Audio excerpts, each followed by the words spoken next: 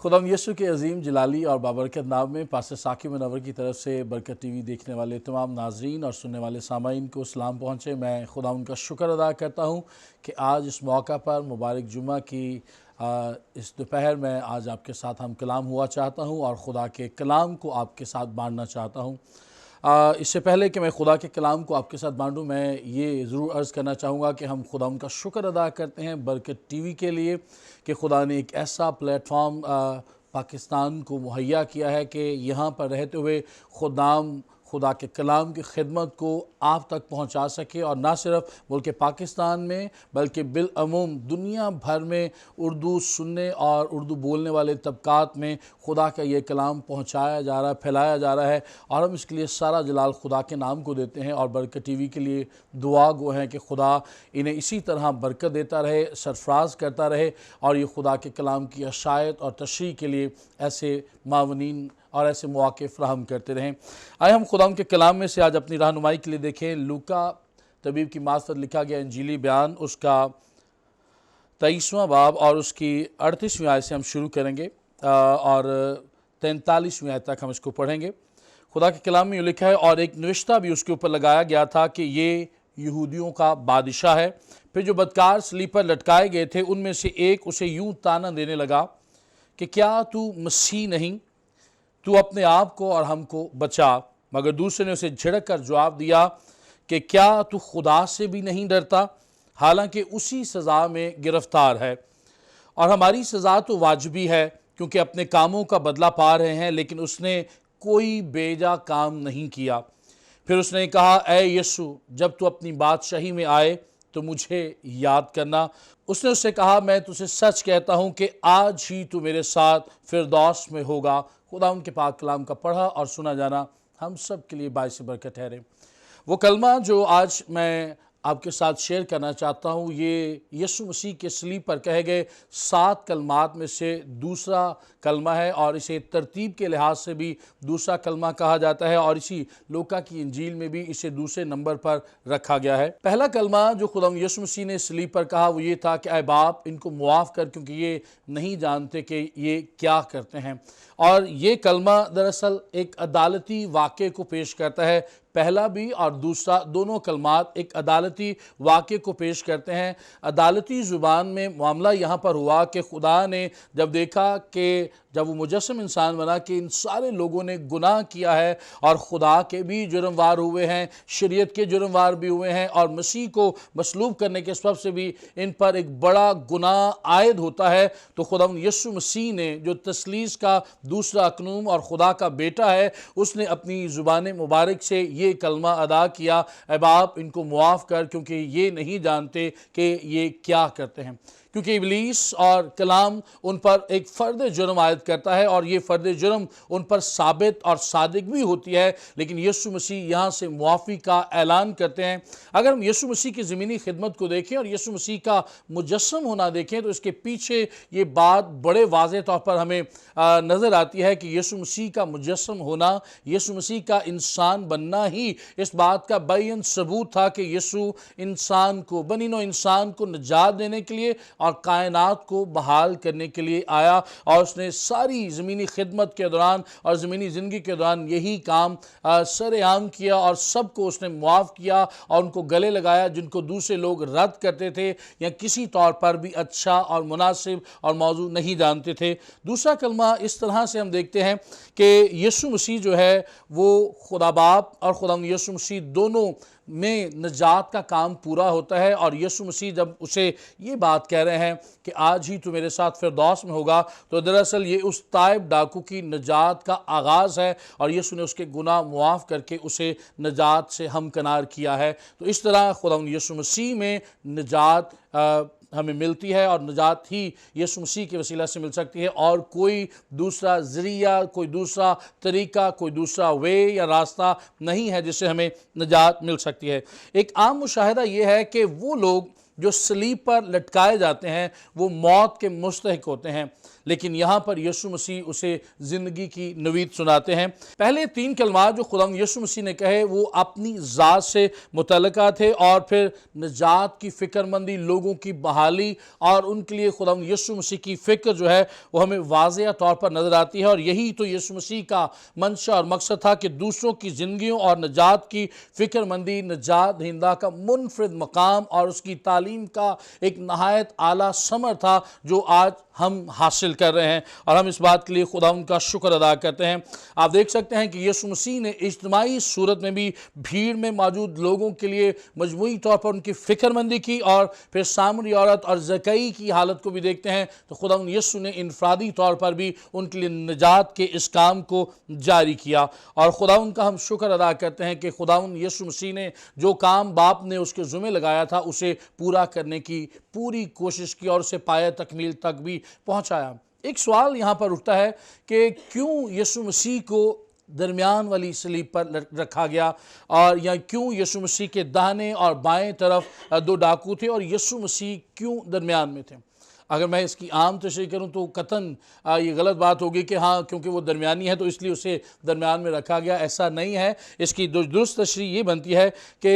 यीशु मसीह को दरमियान में रखने से मुराद ये थी कि उस सारे सलीबी वाक़या का जो मरकज़ी मुकाम था या सेंटर जो पॉइंट था वो यीशु मसीह था। ये पहला उसका नुक्ता है। दूसरा इसका नुक्ता ये है कि उस वक्त का जो हाकिम था, जो पिलातूस था, वो यहूदियों को खुश करने के लिए भी यीशु मसीह को सलीब पर दरमियान में लटकाता है, और उसके ऊपर एक निविश्ता भी लिखा जाता है जो तकरीबन 3 ज़ुबानों में हमें मिलता है, जो लिखा गया था यहूदियों का बादशाह यीशु मसीह। ये अबरानी, अरामी और लातीनी ज़ुबानों में हमें मिलता है। तो ये पिलातूस की काविश थी ताकि वो यहूदियों को खुश करे, ताकि वो दीगर बदकार या डाकू मुजरमों की तरफ ध्यान न दें, बल्कि सब लोगों की निगाह में जो मरकज़ हैसियत है वो यीशु मसीह की तरफ हो, ताकि वो खुश हो जाएं और इस तरीके से वो दूसरे मामलात को नज़रअंदाज कर दें। तो ये इसके पीछे एक वजह थी। और फिर यीशु मसीह ख़ताकारों के दरमियान में लटकाया गया, इसकी भी हमें नबूवत और पेशन गोई भी मिलती है, तो ये भी एक नबूवत की तकमील भी पेश करती है। और आप अगर देखें तो इस सारे वाक़े में यीशु मसीह की शफ़ाइया खिदमत पर उंगली उठाई गई और उसकी मुसलसल तज़हीक की जाती रही, और उसकी मिसाल हमें यहाँ से मिलती है कि उन लोगों ने जो वहाँ पर खड़े देख रहे थे, और सरदार भी ठट्ठे मार मार कर कहते थे कि उसने औरों को बचाया, अगर ये खुदा का मसीह और उसका बरगुज़ीदा है तो अपने आप को भी बचाए। और अगर ये अल्फाज हम ज़रा गौर से देखें तो इसी तरह की एक और बाज़ गश्त भी हमारे कानों में सुनाई देती है, और वो बाज़ गश्त हमें मत्ती की इंजील के ग़ालिबन 4 बाब में नज़र आती है, जब यीशु मसीह 40 दिन और 40 रात का फाका करके बियाबान में मौजूद हैं। तो वहाँ पर इब्लीस उन्हें हैकल के कुंगरे पर ले जाता है और उन्हें कहता है कि अपने तई नीचे गिरा दे, क्योंकि लिखा है तेरी बाबत के वो अपने फरिश्तों को हुक्म देगा और तेरे पाँव को पत्थर से ठेस न लगेगी। उस लम्हा भी खुदावंद यीशु मसीह ने अपने आप को हैकल के कुंगरे से नीचे नहीं गिराया, और इस लम्हा भी ये जो आखिरी इस आजमाइश थी इब्लीस की तरफ से सलीब पर, उसको भी खुदावंद यीशु मसीह ने सही तरीके से शिकस्त दी है। और इस लम्हा पर भी लोगों के तानों और उनके तंज और तशनी को रद्द करते हुए, उनकी तज़हीक को रद्द करते हुए, उनकी लानत और मलामत को रद्द करते हुए यीशु मसीह ने अपने मिशन पर फोकस रखा है और उसने बाप के हुक्म की पूरी तकमील की है। यहाँ मैं एक लम्हा के लिए तवक्कुफ़ किया चाहूँगा, और वो तवक्कुफ़ इसलिए करना चाहता हूँ कि वो खुदाम, वो ईमानदार जो लोगों की कही गई बातों पर ध्यान करके अपनी खिदमत को रद्द कर देते हैं, वो लोग जो ईमानदार हैं और अपनी ईमान और पाकीज़गी और अपने खूबसूरत किरदार को, जो मसीही किरदार है, उसको महज इसलिए रद्द कर देते हैं या छोड़ देते हैं या रासबाजी के काम दूसरों के लिए नहीं करते कि लोग उन पर उंगलियां उठाते हैं, लोग उन्हें तंज और तशनी का निशाना बनाते हैं। उनके लिए बड़ा खूबसूरत पहलू है और बड़ा खूबसूरत सबक है इस बात में कि हमें अपने काम पर फोकस करना है, हमें अपनी मंजिल की तरफ ध्यान रखना है, और लोगों की बातों पर, लोगों की लानत और तज़हीक पर हमने ध्यान नहीं करना, बल्कि हमारा ध्यान ईमान के बानी और कामिल करने वाले यीशु की तरफ लगा होना चाहिए। हम आगे थोड़ा सा बढ़े तो यहाँ पर हमें बड़ी खूबसूरत एक और तशरीह नज़र आती है कि ये दोनों डाकू जो हैं वो मौत की हालत में भी यीशु मसीह पर मलामत कर रहे हैं। यहाँ पर तो सिर्फ एक को पेश किया गया है, लेकिन अगर हम बात करें मत्ती اور मरकस की इंजील तो वहाँ पर लिखा है कि दोनों डाकुओं ने यीशु मसीह पर मलामत की, लेकिन लूका की इंजील में एक डाकू मलामत नहीं कर रहा, बल्कि वो ताइब हो गया, उसने इस बात को जान लिया है कि यीशु मसीह खुदा है, ये ममसू है, ये मसीहा है और यही मौदा मसीह है और यही हमारा नजात दहिंदा। इसलिए वो चिल्ला उठा, वो बोल उठा, यीशु जब तो अपनी बादशाही में आए तो मुझे याद करना। और मुझे मत्ती की इंजील के 16वें बाब में इसका एक पस मंज़र भी नज़र आता है, जब यीशु मसीह ने अपने शागिर्दों से पूछा कि लोग मेरी निस्बत या मेरे बारे में क्या कहते हैं, तो कईयों ने कई तरह से जवाब दिए, लेकिन पतरस रसूल ने कहा कि तू जिंदा खुदा का बेटा मसीह है। और यीशु ने उसे जो जवाब दिया था वो बड़ा खूबसूरत जवाब था कि मुबारक है तू, क्योंकि ये बात खुदा ने, आसमानी बाप ने तुझ पर जाहिर किया है। तो मैं आपके गोशगुजार ये करना चाहता हूँ बड़ी आज़ी के साथ, ये ताइब डाकू जब इसको ये फ़हम और ये इदराक हासिल हो गया कि ये सलीब पर मसलूब होने वाला कोई डाकू नहीं है, कोई मुजरिम नहीं है, कोई बदकार नहीं है, बल्कि ये तो खुद खुदावंद यीशु मसीह है जो खुदा का बेटा है, जो मौदा मसीह है, तो उसके दिल में ये बात उठी और फिर उसकी ज़ुबान से उसने उसका इजहार किया, यीशु जब तू अपनी बादशाही में आए तो मुझे याद करना। तो दरअसल खुदा उसकी ज़िंदगी में काम करना शुरू कर चुका था और खुदा ने उसके जहन, उसके दिल और उसकी ज़ुबान को छुआ और उसकी रूहानी आंखों को खोला और उसने यीशु मसीह को पहचान लिया। अजीज़ों, आज भी खुदा हमारी ज़िंदगियों में काम कर रहा है, तो लिहाजा हमें दिल से ईमान रखते हुए अपनी ज़ुबान से उसका इजहार भी करना है। और अगर हम इलाहियाती तौर पर इस बात को जानें तो रोमियो का ख़त इस बात को बड़ी खूबसूरती के साथ पेश करता है कि नजात के लिए ईमान लाना दिल से होता है और ज़ुबान से इसका इजहार और इकरार है। जब हमें यीशु मसीह की पहचान, उसकी फ़हम और उसका इदराक हमें हासिल हो जाता है, तो पहला काम ये होता है कि हमें अपने दिल से उस पर ईमान रखना है। दूसरा काम, हमें अपनी ज़ुबान से उसका एलानिया इकरार करना है और फिर यीशु के पीछे चलना है। ये तीन काम या तीन जो स्टेप हैं, उसके बाद हम नजात को हासिल कर सकते हैं। तो यहाँ पर ये बात आपने गौर करनी है और इस तरीके से हम आगे बढ़ेंगे और बात को जानने की कोशिश करेंगे कि यहाँ पर इस बात के साथ हम आगे किस तरह बढ़ेंगे कि खुदा का ये कलमा जो यीशु मसीह ने सलीब पर कहा कि तू आज ही मेरे साथ फिरदौस में होगा, मेरे लिए दौरे हाजिर में ये क्या पैगाम और मायनी रखता है। यहाँ पर देखते हैं कि उसने यीशु की कुर्बत को पहचान लिया, यीशु के करीब होने को भी जान लिया, जो उसका तीसरा पहलू मैं बयान करना चाहता हूँ, क्योंकि उसने ये देख लिया कि यीशु मसीह मौदा मसीह है और उसकी बादशाहत की तालीम जो है हमें पूरी पुराने अहदनामे में और शरीयत में और ज़बूरों में और अंबिया के सहाइफ में मिलती है। इसलिए उसको ये यकीन हो गया था, यकीन कामिल हो गया था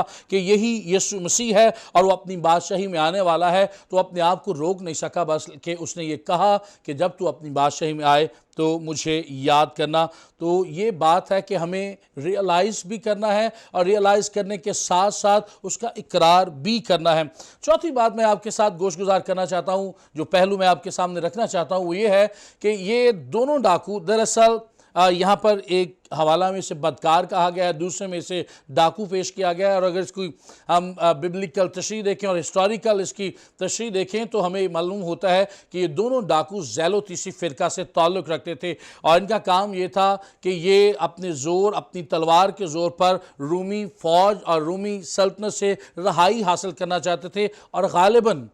ये बराबा डाकू के साथी थे और इन्होंने अपने आप को इस मामले के लिए पेश कर रखा था कि वो यहूदियों को, इस्राएलियों को उनके तासुब, उनके गज़ब से और उनके जुल्म व जबर से, उनके इस्तेहसाल से निजात दिलाएंगे और इस तरीके से वो अपने आप को पेश कर रहे हैं। लेकिन यहाँ पर जब उन्होंने देखा कि यीशु मसीह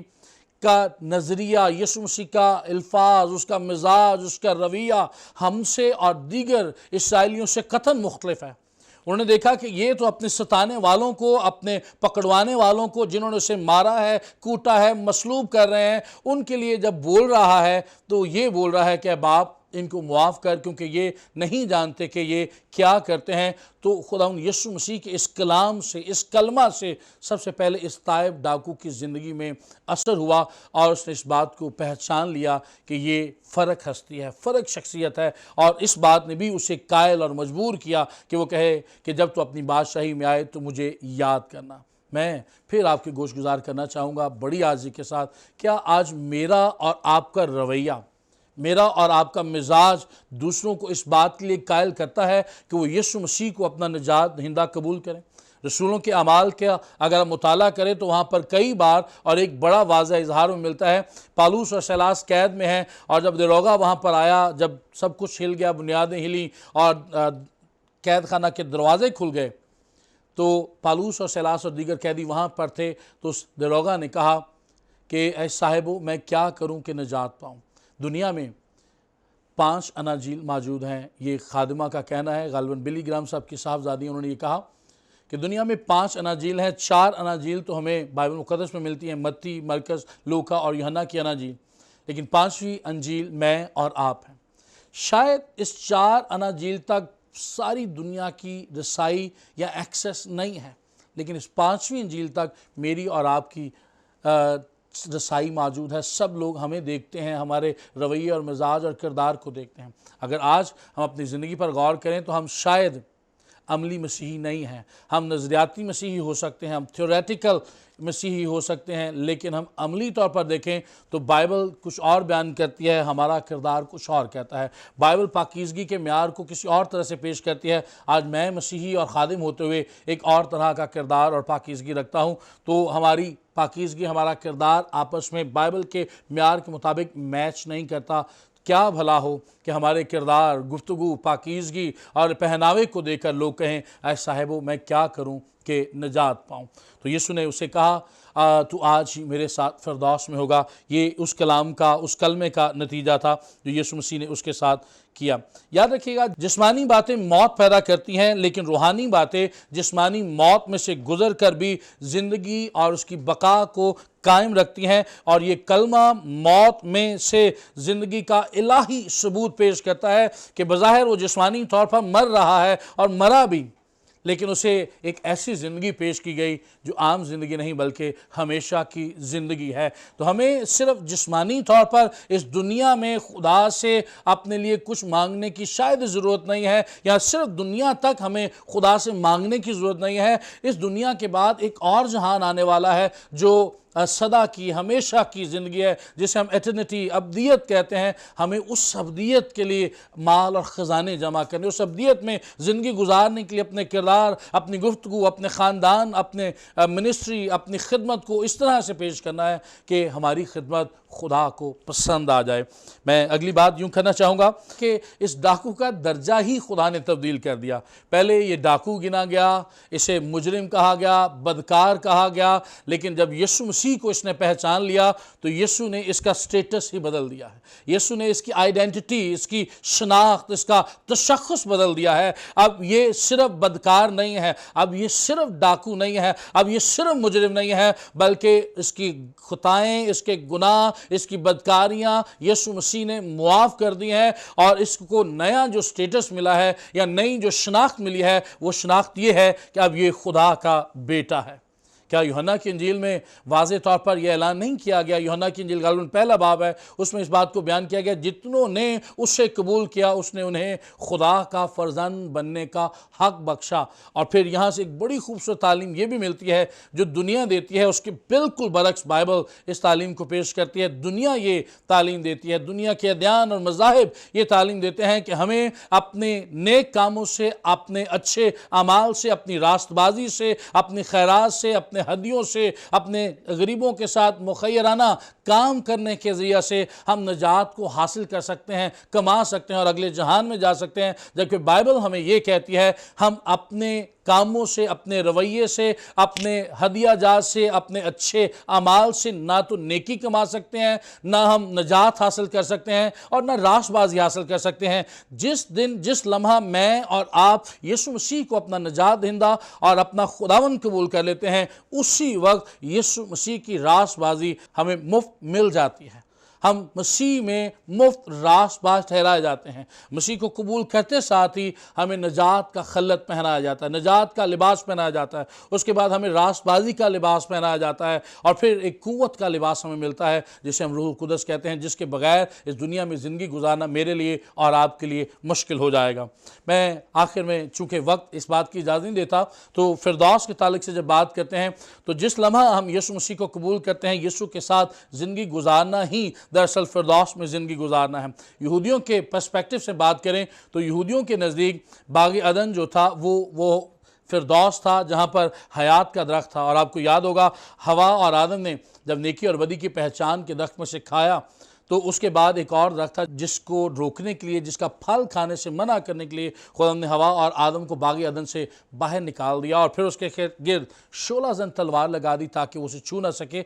और ये भी लिखा है कि कहीं ये हाथ बढ़ाकर उसमें से खा ना लें और हमेशा हयात ना रहें, हमेशा ज़िंदा ना रहें। तो यीशु मसीह को जिस दिन मैं और आप कबूल करते हैं, हम उसकी बादशाही में मौजूद होते हैं। यहाँ पर ज़मीन पर देखें तो यीशु की जुज़वी बादशाही है, लेकिन मुकम्मल और कुल्ली बादशाही और जिसे टोटल हम किंगडम कहते हैं, वो अभी आने वाली है। खुदावंद आपको इस कलाम के वसीला से बरकत दे और हम अपने लिए इस बात को सामने ज़हन में रखते हुए अपनी ज़िंदगियाँ खुदा के ताबा कर दें और जब हम यीशु को पहचान जाते हैं तो यीशु के पीछे चलने की कोशिश करें, सिर्फ नज़रियाती तौर पर नहीं, सिर्फ सोचने समझने या पढ़ने या रवायती तौर पर इबादत करने से नहीं, बल्कि अमली तौर पर अपने किरदार, अपनी गुफ्तगू से भी खुदा उनके नाम को जलाल दें ताकि हम उसके साथ इसी दुनिया में रहते हुए फिरदौस की बरकत को हासिल कर सकें। खुदा आपके साथ हो और आपको बरकत दे।